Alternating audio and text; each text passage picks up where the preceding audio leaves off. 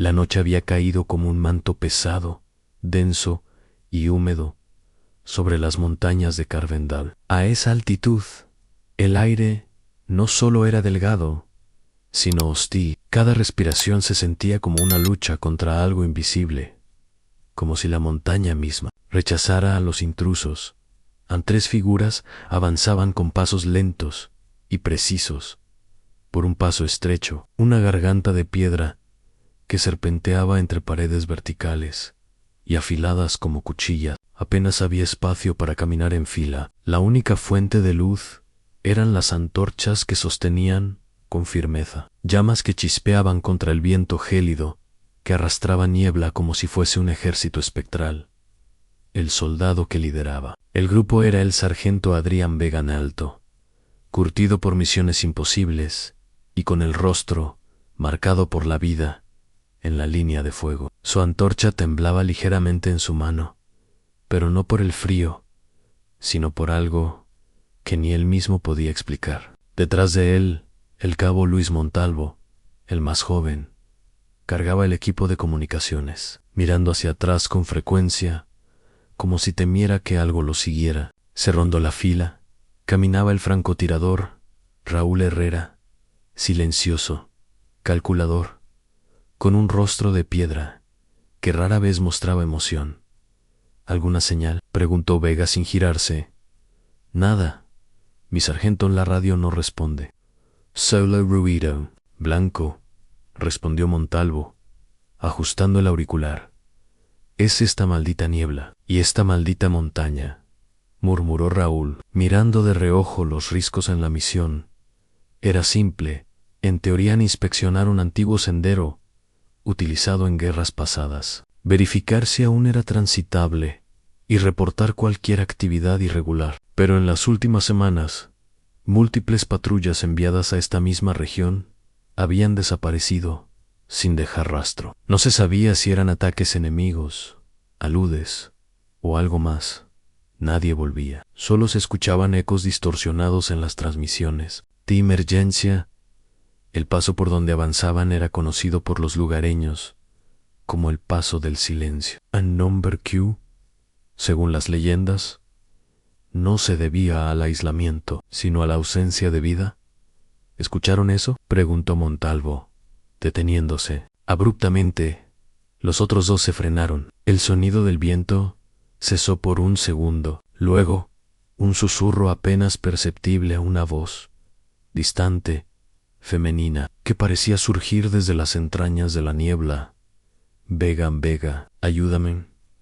A Raúl alzó su fusil, apuntando hacia la oscuridad.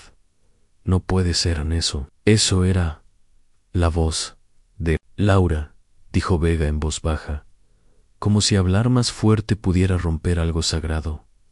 ¿Quién es Laura?, preguntó Montalvo. Nervioso, mi hermana. Murió hace 8 años, en un ataque aéreo en San Morlán, respondió Vega, sin bajar el arma ni la mirada.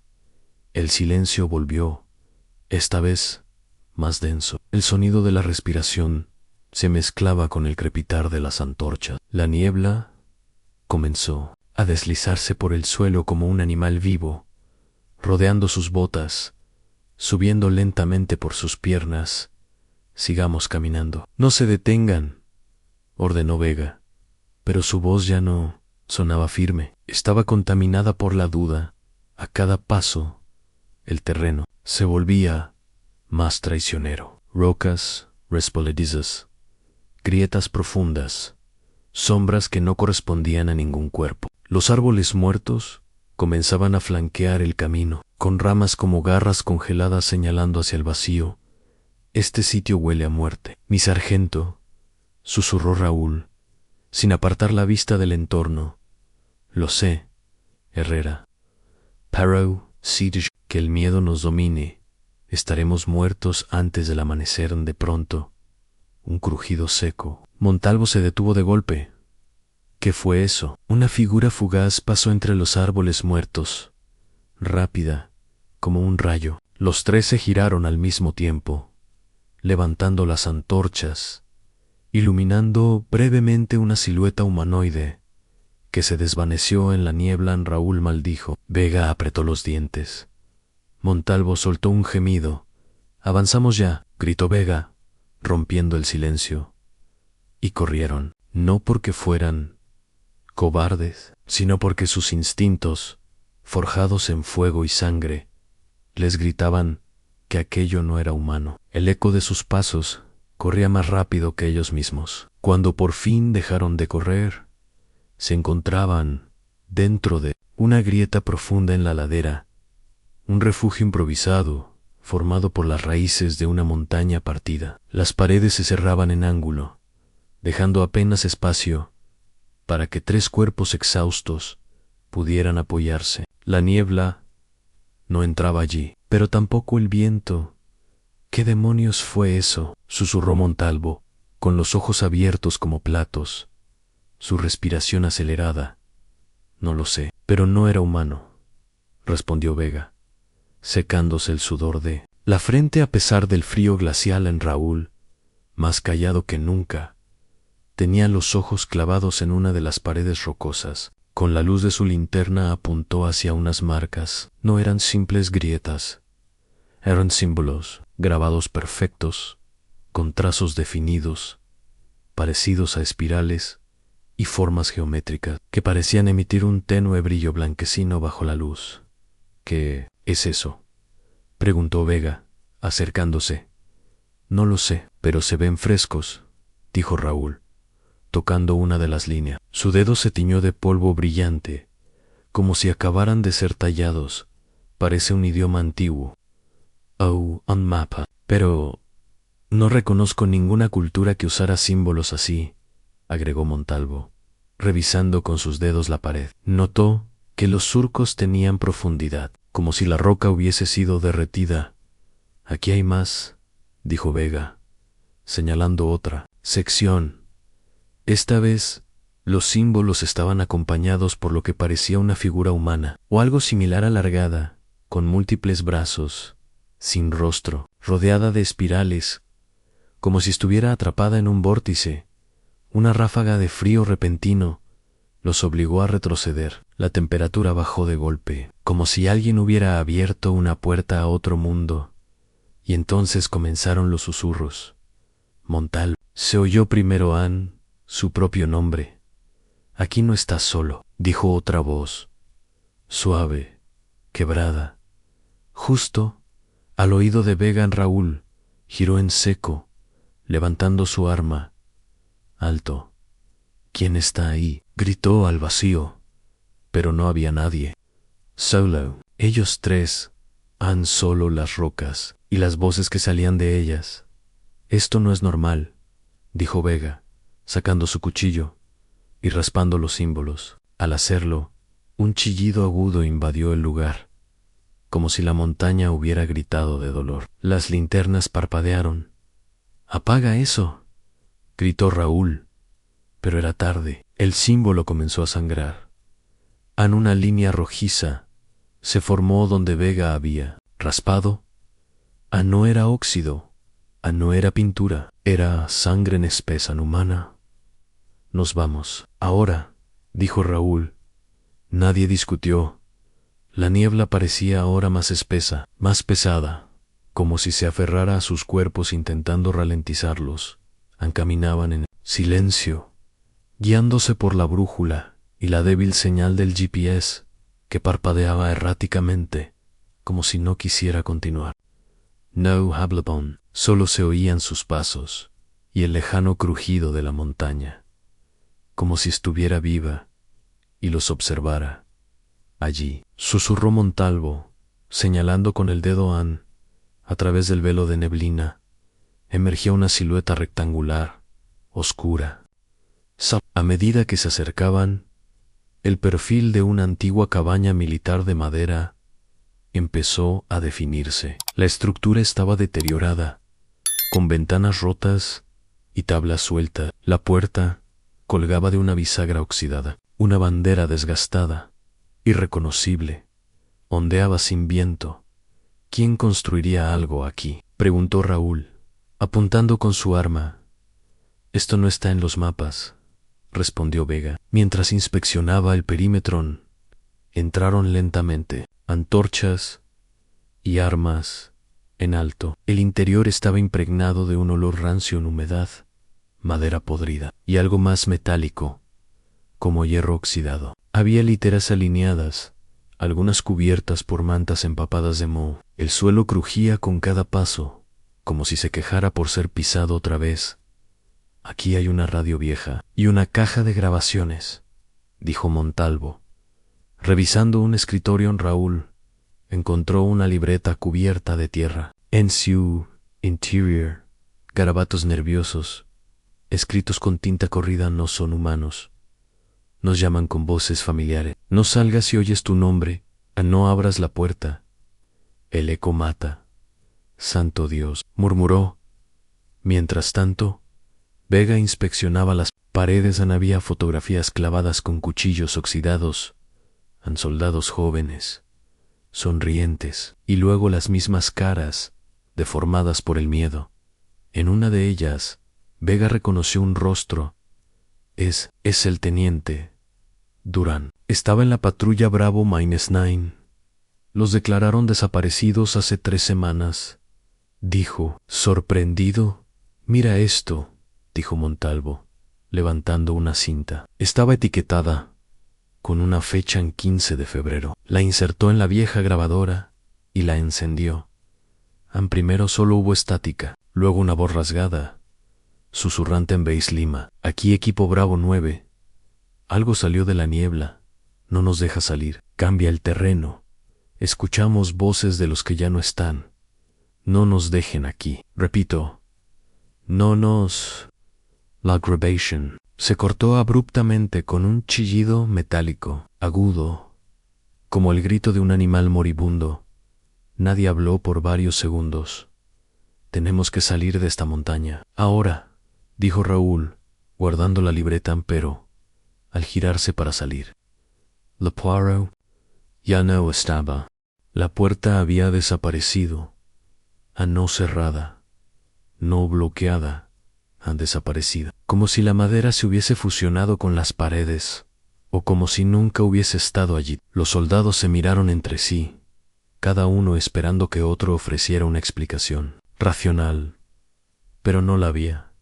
Esto es imposible, murmuró Montalvo, tocando la superficie donde segundos antes estaba la salida. La madera no presentaba juntas ni bordes. Era como si la pared hubiese sido tallada de una sola pieza. No estamos en un lugar normal, dijo Raúl, retrocediendo con el arma en alto. Aquí las reglas no se aplican. La luz de las antorchas parpadeó. Un viento invisible sopló desde dentro de la cabaña. La temperatura descendió en segundos. El aliento de los soldados se volvió visible, blanco, como vapor. Entonces, desde el techo, algo se deslizó, en un goteo, gota tras gota, cayendo en el suelo. Sangre en roja, en fresca.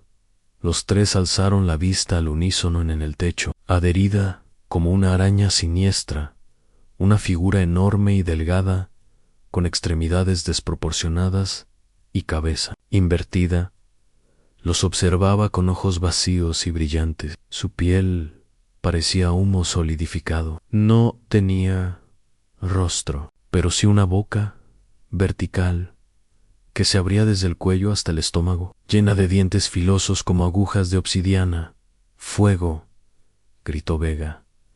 Las armas escupieron fuego. El interior de la cabaña se llenó de estruendos. La criatura cayó al suelo con un chillido que perforó el aire como una sirena de guerra. Pero al tocar tierra, se deshizo en niebla. Solo quedó el eco y el miedo. Esa cosa estaba en el techo, como si no tuviera gravedad. Disse Montalvo, temblando. Esta cosa se está divirtiendo, dijo Raúl, limpiándose el sudor frío. Entonces, algo golpeó la pared exterior. Un golpe seco, luego otro, y otro más, como pasos gigantes o garras. Viene de nuevo, susurró Vega. Buscad una salida por la parte trasera. corrieron hacia el fondo de la cabaña. Una pequeña trampilla cubierta de tierra apareció bajo una alfombra podrida. Una escalera descendía hacia una bodega de piedra, oscura como una tumba. Sin pensar, bajaron en el sonido de garras contra madera. Lo siguió. La criatura había entrado en la trampa. Se cerró sobre ellos en oscuridad total. Y en la oscuridad, una voz que no era humana susurró: uno de ustedes ya me pertenece. La oscuridad de la bodega era distinta. No era ausencia de luz. Era una sombra con presencia, una entidad que rozaba la piel, que susurraba desde las grietas y que respiraba entre las piedras. Las antorchas solo iluminaban un palmo de espacio a su alrededor. Todo lo demás era la nada. ¿Dónde estamos?, susurró Montalvo. Un túnel antiguo no fue construido por militares, respondió Raúl, examinando las paredes, que no estaban hechas con herramientas. Tenían símbolos tallados en espiral, muy parecidos a los que vieron en la grieta, tan solo que estos sangraban lentamente. ¿Sangre otra vez? ¿Cómo es posible?, dijo Vega. No es sangre. Es Lamont expulsando lo que devoró, susurró. Una voz que no pertenecía a ninguno de ellos. Se giraron. No había nadie. Y entonces la niebla comenzó a descender por las escaleras de la cabaña. Pero no era blanca. Era roja en un tono profundo, como vino espeso, como sangre hervida. Traía consigo olor a carne quemada, a recuerdos no vividos. La niebla tocó los pies de Montalvo. Su cuerpo se paralizó. No puede ser, susurró frente a él. La figura de su madre apareció entre la niebla, pero su rostro estaba deformado, con los ojos cerrados, con costura negra, y la boca sangrando una sonrisa grotesca. ¿Por qué me dejaste morir sola?, preguntó Vega. Intentó sacarlo del trance, pero al tocarlo, Montalvo gritó. Cayó al suelo, temblaba, convulsionaba. Está atrapado. La niebla lo está poseyendo, gritó Raúl, pero era tarde. De la niebla roja emergió una figura alta, arrastrando un cadáver, el de un soldado que no conocían, pero su rostro era idéntico al de Vega. Ese soy yo, gritó Vega en la criatura. Soltó el cuerpo y sin moverse habló.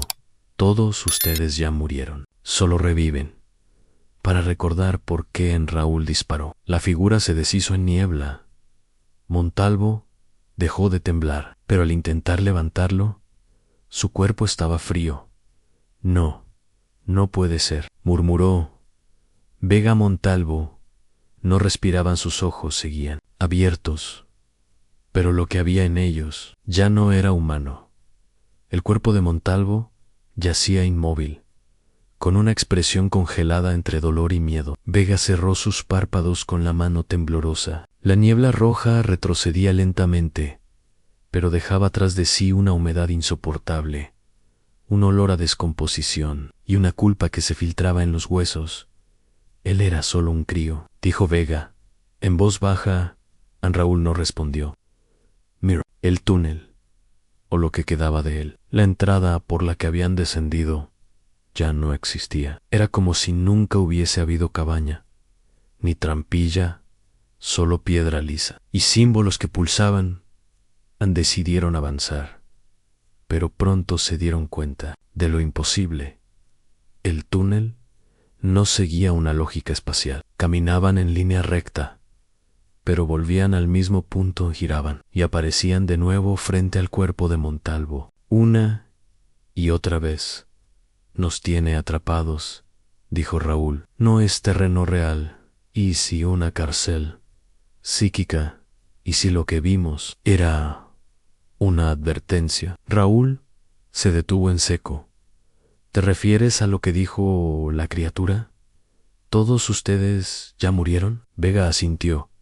¿Y si estamos reviviendo nuestros pecados? ¿Y si esto no es la montaña sino el juicio? Entonces una grieta se abrió en la pared frente a ellos.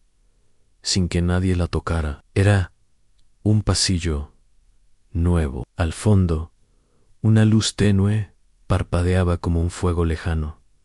¿Lo tomamos?, preguntó Raúl. Ya, no hay caminos seguros, solo caminos sin retorno, dijo Vega. Y avanzaron. El pasillo era estrecho y la piedra húmeda. Al tocarla, los dedos quedaban teñidos de un líquido oscuro, casi negro. La luz que parpadeaba al fondo era roja. Paro no era fuego. Era una pantalla, una vieja televisión militar, cubierta de polvo, conectada a un generador que no se oía funcionar. Cuando se acercaron, la pantalla cobró vida. Una imagen en 3 soldados. Ellos en una voz comenzó a hablar, como una narración documental.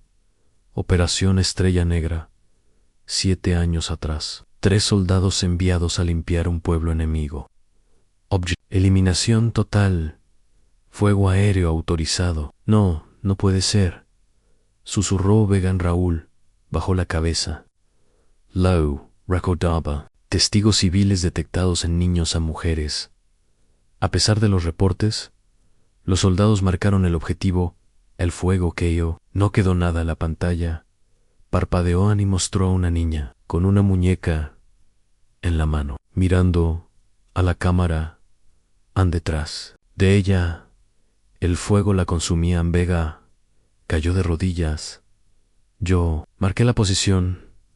Raúl apretó el puño y yo confirmé la limpieza. La pantalla se apagó, pero sus palabras seguían rebotando en los túneles, como si el eco los juzgara. Montaña cambió en los pasillos.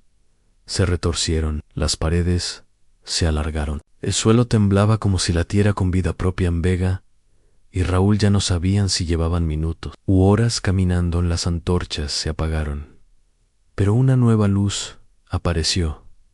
Era azul fría, metálica, un cuarafano en medio de la montaña. Raúl lo reconoció. Era idéntico al de la base donde su hermano fue operado, y nunca despertó. Sabrá la mesa, un cuerpo cubierto con sábana blanca.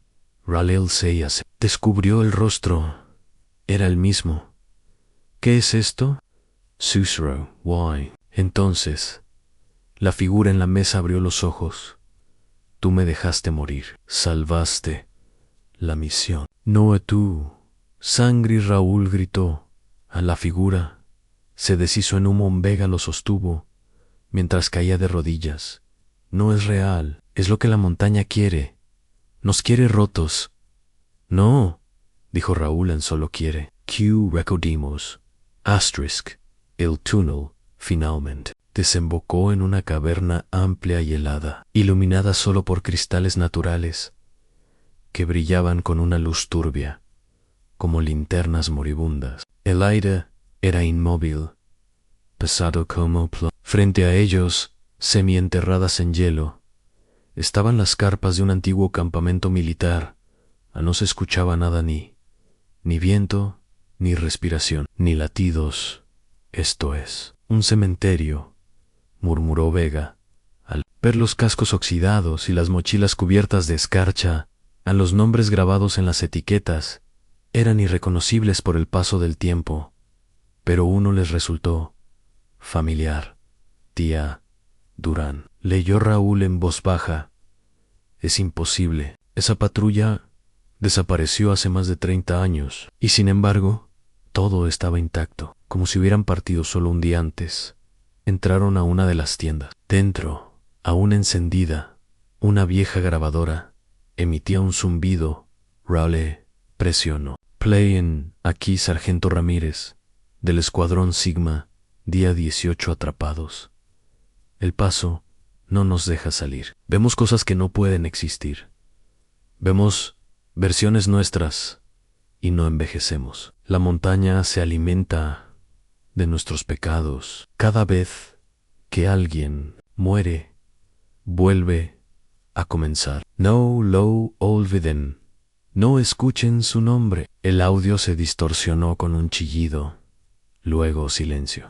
Vega y Raúl salieron de la tienda, pero el paisaje había cambiado. La niebla había regresado, más espesa, y ahora se escuchaban pasos pasos normales, arrastrados, irregulares, como si quienes caminaran ya no tuvieran huesos. Oh, los tuvieron rotos. Contacto visual. A las 6, dijo Raúl, apuntando a Anne.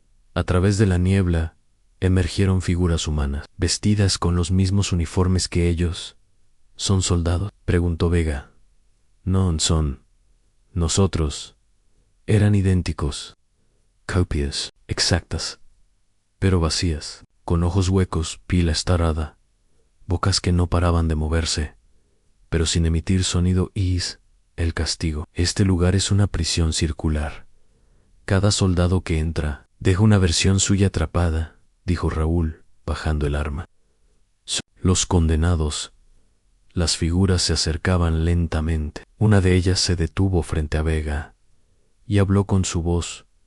Fallaste y volviste a fallar, Vega. Cerró los ojos. El recuerdo le golpeó el pecho como un disparo. Hará una decisión, una misión, una aldea quemada por miedo, no por necesidad. No había enemigos allí, solo niños, dijo. A las figuras se detuvieron. A la montaña se estremeció, lo aceptó, gritó Raúl. Y entonces una de las figuras sonrió, con una sonrisa idéntica a la de Vega, y dijo: pero no basta con aceptar, tienes que quedarte. La grieta se abrió bajo sus pies, sin previo aviso en Raúl, y Vega cayeron, separados. El mundo se partió en dos en Raúl. Despertó solo, en un campo de batalla familiar en Irak, 2016.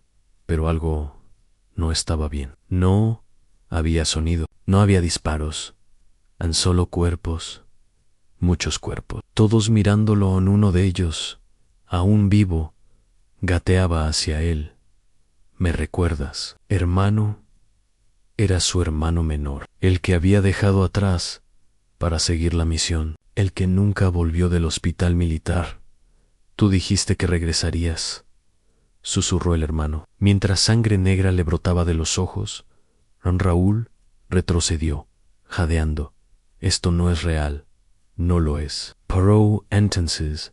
Las voces lo envolvieron. Elegiste ser soldado, elegiste la obediencia sobre el amor. ¿Y ahora a quién obedeces? Aquí abajo. La niebla lo abrazó. La visión se deshizo. Raúl gritó, pero no de miedo, de arrepentimiento. Mientras tanto, Vega despertó en un cuarto en llamas. Reconoció el lugar de inmediato. Era el orfanato donde creció. Las llamas devoraban los libros, las paredes, los recuerdos.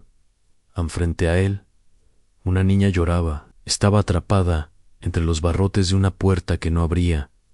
Ayúdame, gritaba pero Vega estaba armado con el uniforme, con la orden y en su mano un encendedor. ¿Qué hiciste, Adrián?, susurró una voz femenina desde detrás. Era su madre, pero ella había muerto cuando él tenía 7 años. No fui yo. La orden vino de arriba, yo solo la seguí. ¿Y tus manos? Cohen apretó el gatillo. Vega cayó de rodillas mientras el techo se derrumbaba. No tenía elección, no había tiempo. Y la voz, ahora suave, maternal, dijo: claro que tenías, solo no querías vivir con las consecuencias. En las llamas lo envolvieron, pero no lo quemaron, lo despertaron. Ambos soldados se reencontraron en una cámara oculta. En su centro un altar tallado en piedra, cubierto de huesos y placas militares. En un manuscrito en latín reposaba en el centro. Vega lo tomó. Estaba traducido en parte. Aquí se sellaron los pecados de los soldados. El paso no perdona, solo repite hasta que alguien acepte morir. Sin luchar.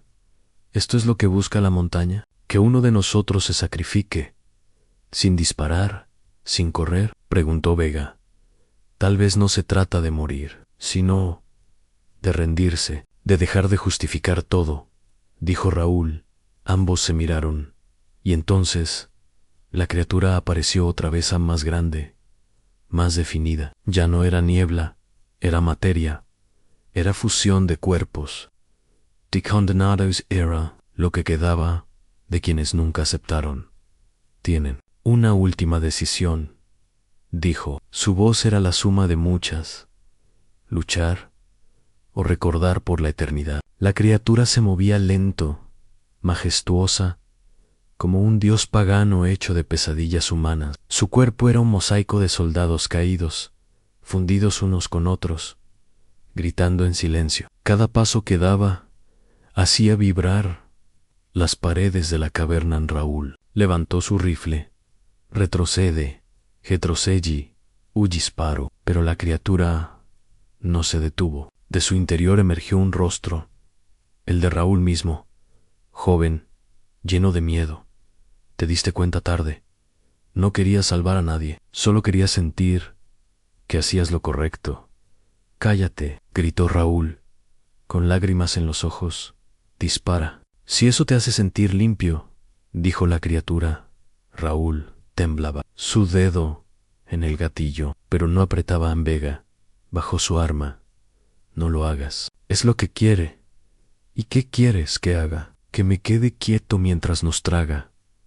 Vega se adelantó.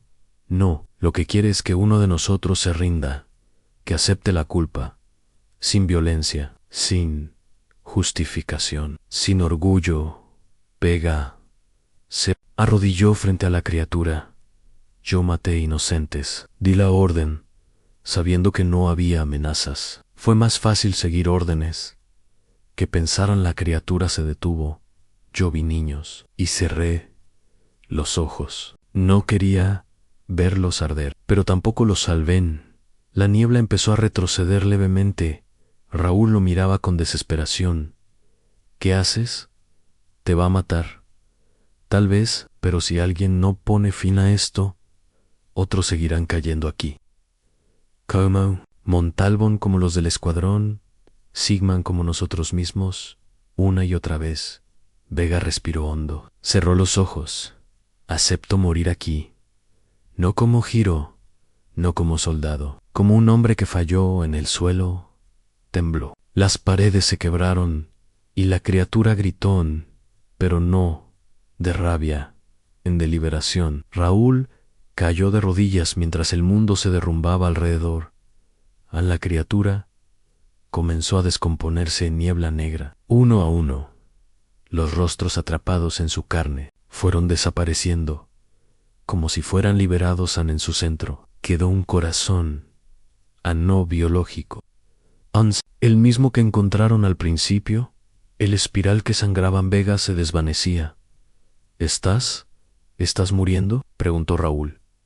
Corriendo hacia la Vega sonrió débilmente. Estoy despertando, hermano, por primera vez. Y desapareció, sin sangre, sin gritos, en solo polvo, que se elevó como humo hacia lo alto de la caverna Han. La niebla se disipó en la montaña. Guardó silencio por primera vez. Raúl despertó en la entrada del paso en Solón. La radio funcionaba. El cielo era azul en la nieve. Se derretían a lo lejos. Vio una figura. Era Vegan, pero solo lo miraba a Ann, y luego se desvaneció con el viento. Raúl caminó cuesta abajo, con un nuevo peso y una verdad grabada en el alma. Algunos combates, no sé, ganan con armas, sino con la verdad. Raúl descendía lentamente la montaña, pero cada paso que daba, sentía que se alejaba más de todo lo que conocía. El paisaje era el mismo, y sin embargo, todo había cambiado. Las aves cantaban. La nieve era clara en el cielo, azul. No había niebla, no había sombras, tan solo él. Y la memoria. Lo logramos. Susurró. Lo hicimos, pero en su pecho algo ardía. No era dolor físico. Era el recuerdo de los rostros perdidos, de Vega, de Montalvo, de sí mismo, llegó a la base militar. Los médicos lo rodearon. Nadie podía explicar cómo había sobrevivido solo en la montaña durante 5 días, sin comida ni abrigo, ni por qué su uniforme estaba intacto, sin rastros de fuego ni sangre. Él no dio nada, solo entregó la placa de Vega. Murió por todos nosotros, dijo Oni y cayó en un sueño profundo. Semanas después, ya en recuperación, Raúl fue llamado por un general que no conocía lo que usted vivió. No debe ser mencionado jamás, dijo el alto mando, deslizando una carpeta cerrada. El paso del silencio es una operación clasificada desde 1967. Raúl abrió el archivo. En blanco y negro, un escuadrón soviético desaparecido en la misma región. Luego, soldados estadounidenses. Luego, su propio equipo y un patrón. Todos terminaron igual desaparecidos, sin cuerpos, sin respuestas. ¿Por qué no cierran ese lugar?, preguntó Raúl. Porque el paso no es un lugar, es un fenómeno. Se activa donde hay culpa, donde hay sangre derramada sin juicio. Está vivo en Raúl cerró el archivo. ¿Y qué quieren de mí? Silencio. Pero Raúl ya no era el mismo hombre. No obedecía a órdenes ciegas.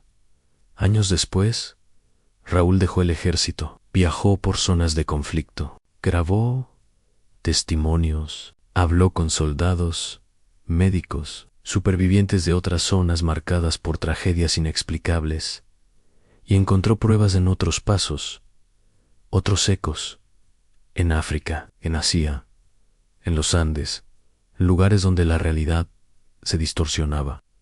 El alma era puesta a prueba. Entonces lo entendió. En el paso del silencio no es un castigo, es un espejo.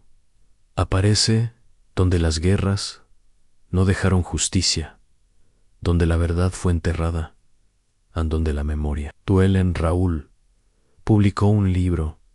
A nadie le creyó.